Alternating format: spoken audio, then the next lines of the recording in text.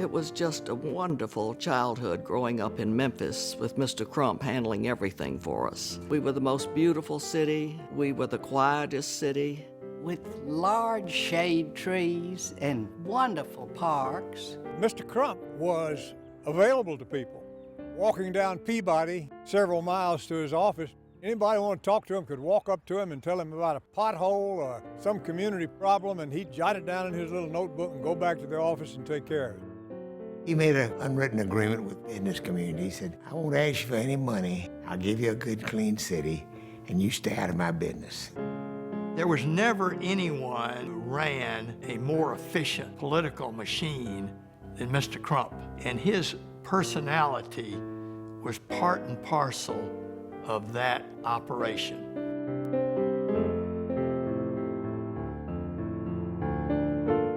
Crump controlled the city.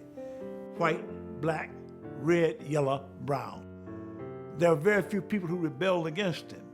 Mr. Crump made every decision, whether it was the location of a highway, whether a bond issue should be floated, and of course, who should hold what office. It was an all-encompassing power that Mr. Crump had over Memphis politics that extended for many years into state politics as well. In those days, you didn't really have to support Crump, you just existed with Crump.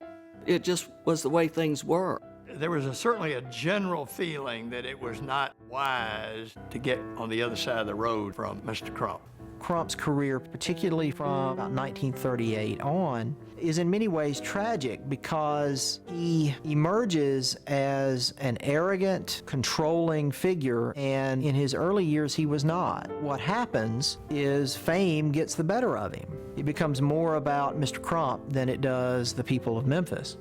To him, we were his children, and some of us resented being his children.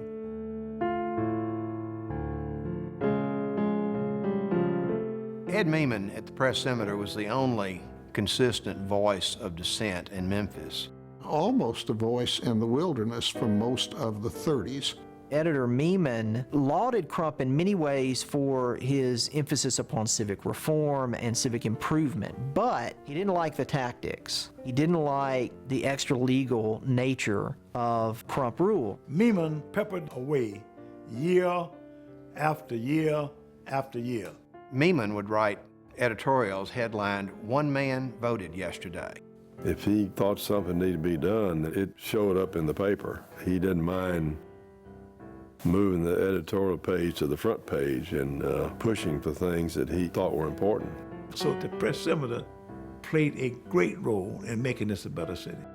Ed Meeman always said, citizens working alone can accomplish much. A newspaper working alone can accomplish much. But citizens and a newspaper working together can accomplish anything.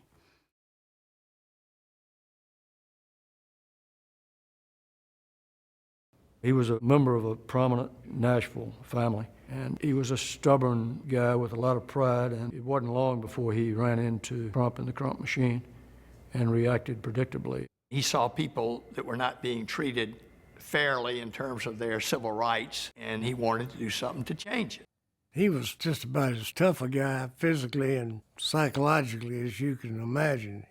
He wasn't afraid of anybody. Burch just liked to do daring things across the board, whatever, whether it was politics or climbing mountains and stuff. People felt that his integrity was above reproach. And even though they might not like him, they respected him. He had the ability to engage people, to listen to him, and think about what he had to say. He felt like the problem was that Memphis as a city was not learning how to be a democracy, and that the future of the city would pay a big price if we continued to allow one man or one group of people to decide how Memphis would be governed.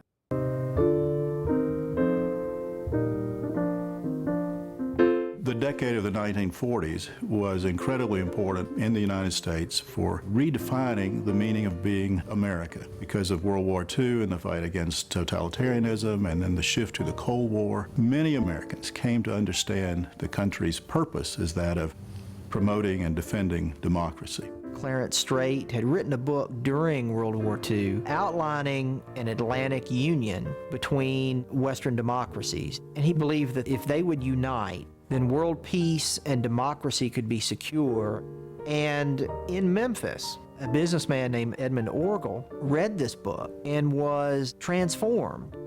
The Atlantic Union movement convinced Orgill that democracy should be spread.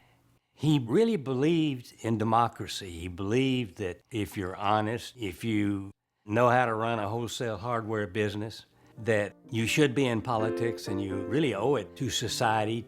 And he is joined by Edward Meeman of the Press Scimitar and by attorney Lucius Burch. And I think they felt like if we're working so hard to try to establish a democratic Atlantic Union, it's inconsistent for us not to do something here in Memphis. And without even really knowing it, they have formed the nucleus of an anti-Crump movement. And when they found out that Estes Kefauver believed in Atlantic Union, that's what set them off on a political career.